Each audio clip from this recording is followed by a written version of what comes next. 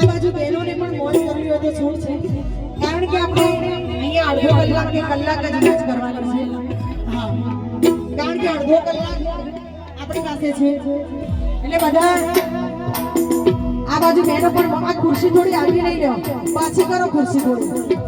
હા, ખુરશીઓ થોડી પાછી કરો, ખુરશીઓ થોડી પાછી કરો.